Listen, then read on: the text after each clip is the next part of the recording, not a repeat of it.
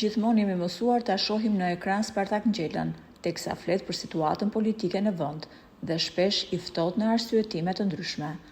Ajo që tërheq më shumë vëmendje te avokati është fakti se ai nuk është martuar dhe preferon ta mbajë të jetë hermetike jetën e tij private. Në intervistat e pakta që ai ka dhënë në lidhje me jetën e tij ka treguar një moment që ka bërë një kthes të fortë ai. Si të gjithë moshatarët e tij kur ishin student, edhe Nxela kishte rënë në dashuri me një nga vajzat më të bukura në fakultet. Aq e madhe ka qenë dashuria për të, sa Nxela ende e kujton bisedën e tyre të parë. Më tërhoqi si magnet, ishte komplimenti që Nxela kishte menduar për të, ndërsa përgjigjja e saj ishte: magneti nuk tërhiqet nga drasat. Nxela nuk u dorëzua po shtoi.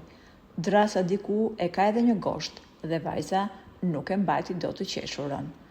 Pas burgosjes së tij, ai humbi jo vetëm lirin, por edhe vajzën që e donte ai shumë. Kur ka dalë nga burgu pas 15 vitesh, Nxela dëgjoi se e dashura e tij tashmë ishte martuar dhe kishte krijuar një familje. Sigurisht e kuptova dhe nuk shkova më për ta takuar, sa ajo tashmë kishte jetën e saj, por thellë në zemër u ndjeva i lënduar. Edhe pse Spartak Nxela flet për dashurinë, ai nuk pranoi asnjëherë të martohet. Ndoshta askush nuk e mbushi zemrën si dashuria e tij e parë. Gjithsesi, avokati shprehet se femrat që i pëlqejnë më shumë janë bjondet dhe nuk është as pak çudi që dhe partnerja e tij është një bjonde shumë simpatike. Burime pranë avokatit thonë se ai prej disa vitesh është në lidhje me një vajzë simpatike, e cila ka studiuar edhe ajo për drejtësi. Edhe pse kanë diferencë në moshë, kjo nuk përbën asnjë problem për ta, për sa kohë ndihen mirë në shoqërinë e njëri tjetrit. Megjithatë, Nxela i ka thënë jo të prerë martesës. Spartak Nxela zgjodhi të mos martohet më kurrë, por ndoshta dashuria e tij ka qenë më e thellë se çdo martesë.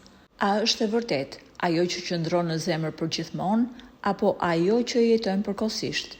Ju çfarë besoni? Dashuria duhet të kurorësohet apo mjafton të ndjehet? A ka ende zemra që zgjedhin dashurinë para martesës? Na tregoni, a keni patur edhe ju një dashuri që nuk harrohet? Për më shumë, lini komentet tuaja poshtë videos.